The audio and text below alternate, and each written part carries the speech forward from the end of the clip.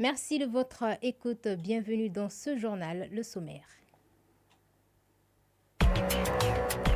InfoCité, le journal de l'info de proximité sur la 95.2. En cette saison d'hivernage, les travaux champêtres sont des activités pratiquées par une bonne frange de la population. Parmi les éléments incontournables pour la bonne pratique de cette activité, le matériel agricole. Dans cette édition, nous ferons un tour dans les marchés de la capitale pour voir comment se porte le secteur. Qui dit saison des pluies dit forcément poussée florissante des herbes. Les cimetières ne sont pas exempts de ce phénomène. L'une de nos équipes de reportage dirigée par Tanavet Sangari est allée constater, assure également les détails. Ils sont appelés casse, au revoir de la France ou seconde main. Il s'agit là de ces articles devenus incontournables pour certains et que l'on trouve un peu partout de nos jours. Ces casses sont constitués d'électroménagers, de jouets pour enfants, des vêtements pour ne citer que ceci. Dans ce journal, nous allons faire une immersion dans cet univers. Voilà pour les détails à suivre. Voilà pour le sommaire à suivre les détails. Présentation Mancha Traoré, mise en onde Pendandao, bonjour et bienvenue. Ce 15 août est célébré dans la communauté chrétienne la fête de l'Assomption, célébrée chaque 15 août. Cette fête occupe une place centrale dans les religions catholiques et orthodoxes. La tradition catholique nous enseigne qu'à la fin de sa vie terrestre, Marie, mère de Jésus-Christ, a été emportée au ciel par Dieu. Cette croyance a été officiellement célébrée en premier par le pape Pie XII en 1950. Dans cette édition, Nathalie Daou nous fait découvrir la symbolique de la fête de l'Assomption pour les catholiques suivants. Le 15 août est une date importante pour les chrétiens catholiques. Cette célébration, qui est l'une des plus anciennes et des plus importantes dans le calendrier chrétien, commémore l'élévation au ciel de la Vierge Marie, la mère de Jésus-Christ. Abbé David Camara. L'Assomption est différente de l'Ascension. Quand on parle d'Ascension, il s'agit du Christ, la montée du Christ vers son Père. Mais l'Assomption, cette fois-ci, il s'agit de la commémoration de la montée de la Vierge Marie dans la félicité éternelle. Et c'est une fête chrétienne fêtée tous les 15 août pour commémorer la montée de la Vierge Marie vers la félicité éternelle. Fête de l'Assomption est célébrée par les chrétiens catholiques. Abbé Jean-Marie Kéné. Les chrétiens évangéliques protestants généralement ne fêtent pas l'Assomption parce qu'ils n'ont pas une grande dévotion pour la Vierge Marie comme les chrétiens catholiques. Pourtant, elle n'est pas que pour les catholiques, pour certains hommes d'église. Gilbert Sodjadan, fidèle. C'est la fête à tous les chrétiens, sans exception, car nul ne peut dissocier la mère du Fils. Aucun chrétien ne peut prétendre qu'il ne fait pas partie de la génération de la Vierge Marie. Au cours de cette célébration, nous confirmons ce qu'elle a prédit. Toutes les générations m'appelleront bienheureuse. Férié dans beaucoup de pays, mais pas au Mali. Cette journée est mise à profit dans les paroisses, diocèses et autres lieux de culte catholique. Ici, les femmes partent pour débattre sur des thèmes qui sont relatifs à la Vierge Marie, afin de mieux découvrir ses vertus illimitées. Angèle Sidibé, fidèle chrétienne. Moi, je prends cette journée comme congé parce que à chaque fête de 15 août, les femmes se regroupent dans une paroisse pour la fêter. C'est une journée très chargée et intéressante. Pourquoi? Parce qu'il y a toujours un programme. Et dans ce programme, il y a toujours une conférence qui est animée par un prêtre le matin. Ensuite, il y a la chorégraphie des enfants, l'animation de la chorale.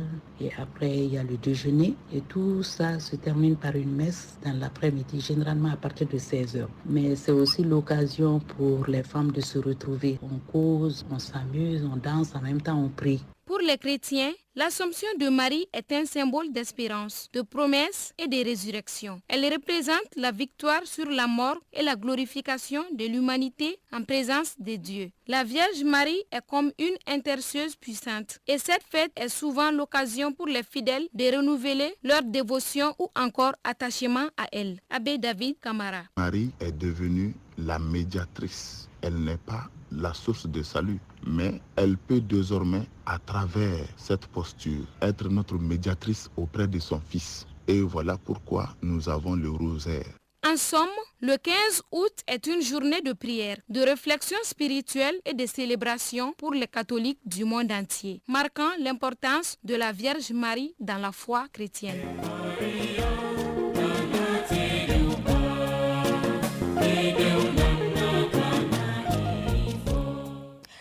Je vous le disais dans les titres, l'hivernage est la période des travaux champêtres par excellence, des travaux pratiqués par une frange importante du monde rural. Ce secteur d'activité, bien que rudimentaire à Bamako, constitue une source d'occupation favorite de certains particuliers, toute chose qui crée nécessairement des besoins en outils agricoles. Notre reporter Dala Traoré a fait le tour de certains marchés suivant son reportage.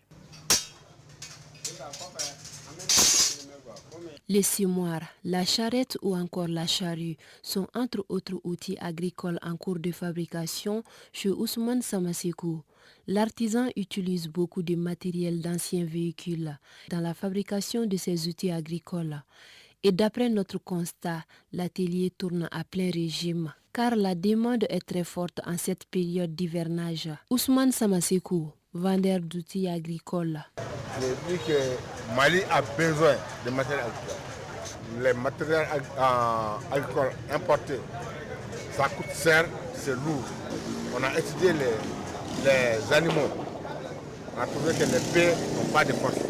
On a diminué la lourdeur pour que les bœufs puissent travailler avec. Cette qualité de matériel, ça va à Montagne. C'est la Montagne qui a commandé avec moi, commande des portes. Souvent, je peux faire avec et marché de 20 millions, 30 millions, 40 millions. Contrairement à Samasekou, descendant de forgeron qui a vu ses revenus augmenter ces derniers temps, le marché reste timide pour d'autres professionnels du domaine que nous avons rencontrés. Amadou Kanti, vendeur d'outils agricoles. J'exerce ce métier depuis plusieurs années. Je produis de la daba et plusieurs autres outils. Le marché est un peu lent en ce moment. Les dabas sont cédés à partir de 2500 francs.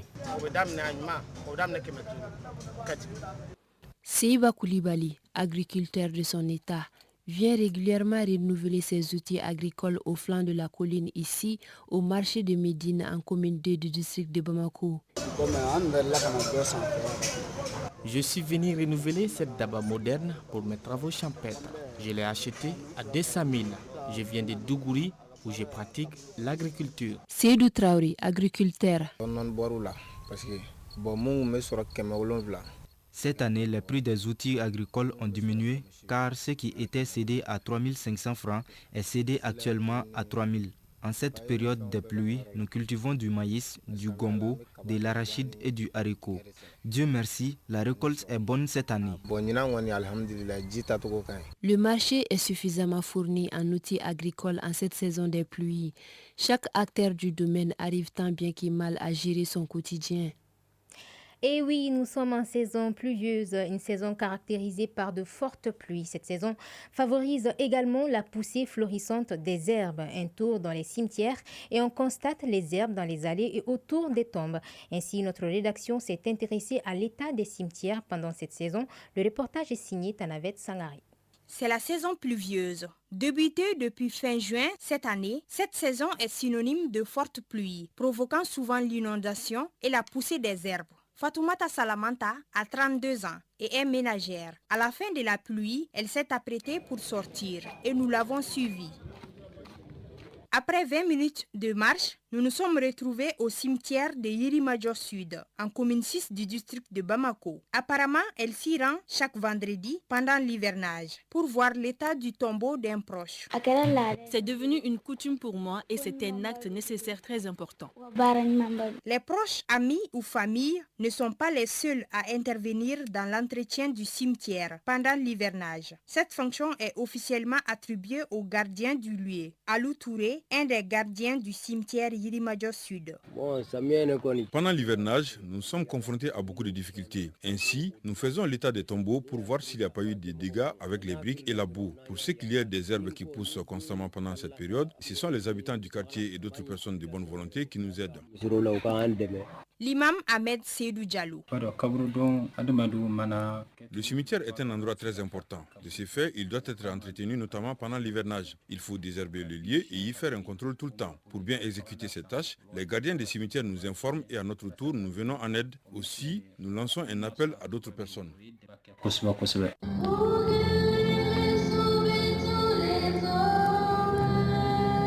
Le Le cimetière chrétien de Bamako-Koura, contrairement à Yirimadjo, les réalités sont tout autres. Bakari Koulibaly, gardien.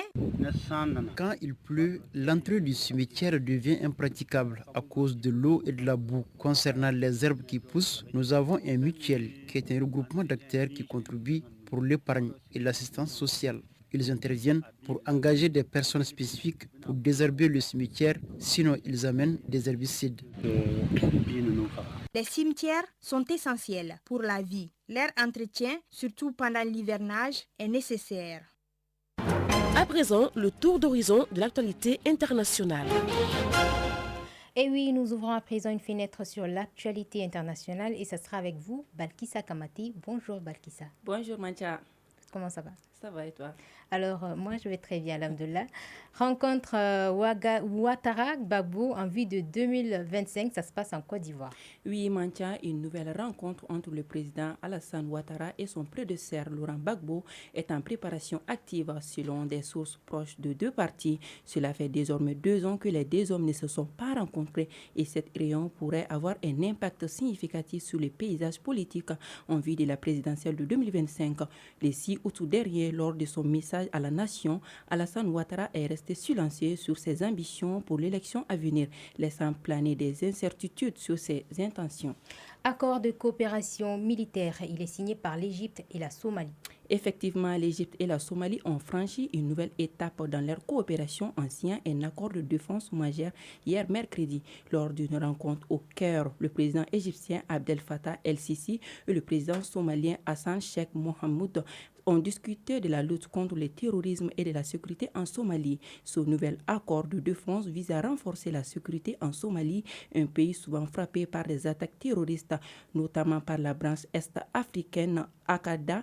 Lundi dernier, une attaque dans un hôtel de plage en Somalie fait 33 morts, soulignant l'urgence de renforcer les mesures de sécurité. Santé, l'OMS déclare une urgence sanitaire mondiale face à la variole du singe. L'Organisation mondiale de la santé, OMS, a récemment qualifié les épidémies de variole du singe en Afrique de crise sanitaire mondiale. Cette déclaration survient alors que le virus continue de se propager, touchant à la fois des enfants et des adultes dans plus d'une dizaine de pays avec l'émergence d'une nouvelle variante. Le nombre de cas de variole du singe a augmenté de plus de 160% par rapport à l'année précédente, tandis que les décès ont augmenté de 19% avec plus de 14 infections et 524 décès signalés jusqu'à présent. Le Congo et plusieurs autres pays africains sont particulièrement touchés avec 96% de cas. En visitant Turquie, Mahmoud Abbas a été reçu par le président turc Erdogan. Oui, le chef de l'autorité palestinienne est arrivé en Turquie hier mercredi, un voyage dans un contexte dominé notamment par la guerre entre le Hamas et Israël. Ce conflit a constitué justement la toile de fond des échanges entre le président turc et son hôte. Les deux hommes ont convoqué entre autres les moyens de mettre en œuvre pour un cessez-le-feu permanent à la base Gaza. Merci beaucoup Balkissa Kamati pour toutes ces informations. Merci. Retour sur le plan national, si pour certains enfants vacances scolaires riment avec repos, d'autres en profitent pour exercer des métiers. Dans la circulation, on aperçoit depuis le début des vacances beaucoup d'enfants qui font des petits commerces. Malgré les risques pour la plupart de ces enfants, l'objectif est de mieux préparer la rentrée scolaire. Reportage Maman Koromba Koulibaly. Pour certains enfants, les vacances riment avec les repos ou les cours de vacances. Pour d'autres, c'est une occasion de faire le petit commerce pour subvenir à leurs besoins et épauler les parents dans les préparatifs de la rentrée scolaire. Certains élèves exercent de petits métiers dans divers domaines. Ils sont apprentis mécaniciens ou menuisiers, mais beaucoup plus vendeurs ambulants. Mamadou Diallo est vendeur d'essence. Il nous parle de sa motivation pour cette activité. Mon père m'a envoyé au marché pour vendre de l'essence et pour me protéger contre les mauvaises choses, comme prendre de la drogue, de la cigarette et m'éviter plein d'autres comportements malsains. Je gagne 1000 francs par jour.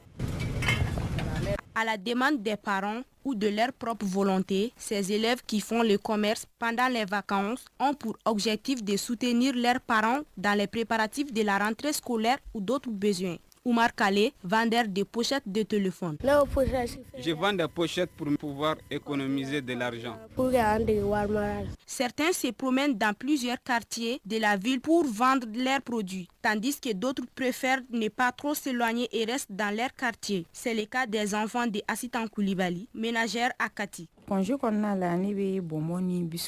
les congés, je donne des bonbons et des chewing-gums à mes enfants pour vendre. Cette activité leur permet d'éviter de prendre des mauvais comportements. Ces activités génératrices de revenus sont une école pour les enfants. Elles leur permettent de maîtriser la gestion de l'argent, d'être ouverts d'esprit et de comprendre le sens de la responsabilité.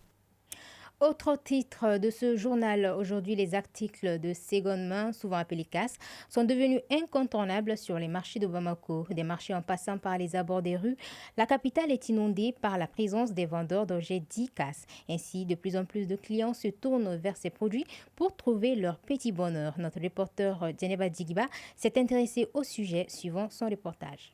Importés de plusieurs pays d'Europe, les articles de casse ont leur place aujourd'hui dans la vie de nombreux Bamakois. Ces produits de seconde main que l'on retrouve sous différentes appellations telles que friperie, casse ou simplement articles de seconde main sont des objets ayant déjà été utilisés mais qui trouvent une nouvelle vie ici en Afrique.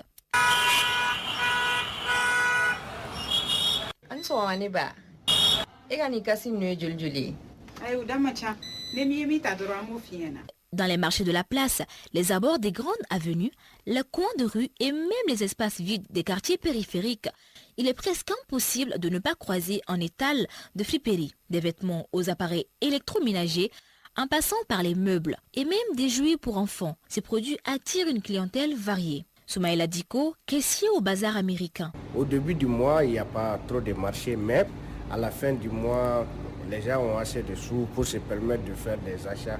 Pour Sidi Mohamed Koulibaly, un autre vendeur, les achats ont progressivement diminué par la présence de plusieurs vendeurs. C'est mon oncle en Espagne qui m'envoie les marchandises pour que je les vende. Actuellement, le marché est assez saturé parce que nombreuses personnes vendent des produits similaires. Pour pouvoir écouler les stocks, il faut vraiment baisser les prix. Hassan Diakité, vendeuse. Nos produits proviennent de la France. Parfois, les affaires vont bien, parfois moins. Nos principaux clients sont des hommes, car les femmes ont tendance à beaucoup marchander. Nous proposons une grande variété d'articles allant des jouets pour enfants aux appareils électroménagers, en passant par les tapis et bien d'autres encore. Kadiatou Kamara, une fidèle cliente. Si j'achète les habits de mes enfants, je préfère les casses, la friperie. En ce qui concerne aussi les ustensiles de cuisine et autres, je préfère toujours les casses. La qualité que moi-même je cherche, c'est seulement dans les casses que je parviens à les trouver. Le marché des casses à Bamako ne cesse de se développer, témoignant de l'importance croissante de ces produits dans la vie quotidienne des Bamakois. Ils sont nombreux à voir dans ces articles de seconde main une solution adaptée à leurs besoins, y compris pour faire plaisir aux plus jeunes avec des jeux parfois introuvables ailleurs.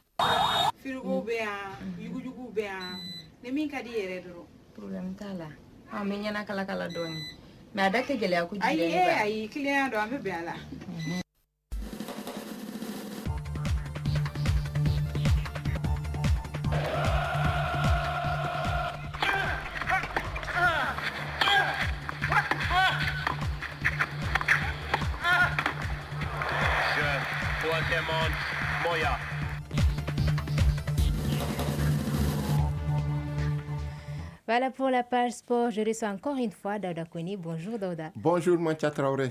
On s'est retrouvés encore. Hein? Ah, bien sûr. Mais est-ce que les sportifs aussi sont intéressés par les casses? Eh bien oui, parce que pour avoir les originaux, il faut passer par les friperies, les maillots originaux, les crampons également, oui. Oui. Donc on peut dire que ça fait l'affaire des sportifs aussi. De tout le monde.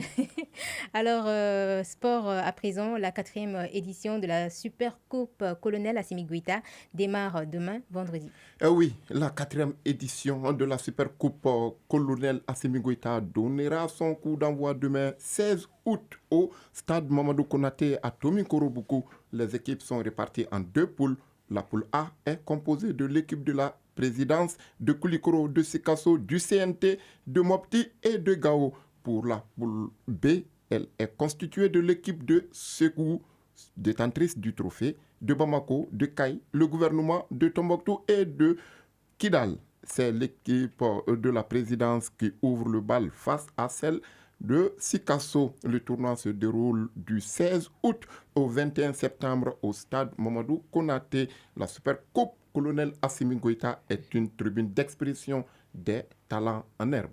La compétition africaine des clubs, le stade du 26 mars de Yilimajo, abritera certaines affiches des clubs de nos pays voisins. À savoir les clubs burkinabés et guinéens. D'abord, vendredi, en Ligue des champions africaine, tour préliminaire, le FC Milo de la Guinée reçoit le FC Nouadhibou de la Mauritanie. Le samedi, l'AS Douane de Burkina Faso sera face au Coton FC de Bénin. En Coupe de la Confédération dimanche, Hafia Club de Guinée accueille l'étoile filante de Ouagadougou. Pour les clubs maliens en Ligue des Champions, le Djoliba AC est en déplacement au Cameroun où il affrontera ce samedi le Red Stars de la République centrafricaine. En Coupe CAF, le stade malien de Bamako est exempté pour ce tour préliminaire. On quitte le continent pour se rendre en Europe. Le Real Madrid remporte son premier trophée de la saison. Porté par une attaque de feu en seconde période et un Kylian Mbappé buteur pour son premier match, le Real Madrid se défait de l'Atalanta Bergame et décroche sa 6e Supercoupe d'Europe, un record. L'Atalanta n'aura pas tenu sur la longueur, trop maladroite dans le dernier geste pour espérer un autre scénario. Basketball pour terminer, Daouda. Les Aigles dames sont en route pour le Mexique au compte de la préqualification de la Coupe du Monde féminine Allemagne 2026. La délégation malienne séjourne d'abord à Rabat au Maroc avant d'effectuer le déplacement pour le Mexique. La compétition se tiendra du 19 au 25 août 2024. Les dispositions sont prises par le département en charge des sports et le bureau fédéral pour que l'équipe dirigée par Oumarou Sidiya puisse effectuer un bon voyage. En vue de bien préparer ce tournoi, les joueuses ont bénéficié de rencontres amicales la semaine dernière contre les Rwandaises, avec 2 victoires toutes deux, 87-90 et 90-79. L'équipe de Oumarou Sidiya reste bien requinquée. Pour cette préqualification, le Mali est logé dans le groupe A avec la Corée du Sud, le Venezuela et la République tchèque. C'est tout, Daouda? C'est l'essentiel de l'actualité. Merci beaucoup, Daouda Koné, pour ces informations. La couleur du temps à présent, avant de boucler cette édition.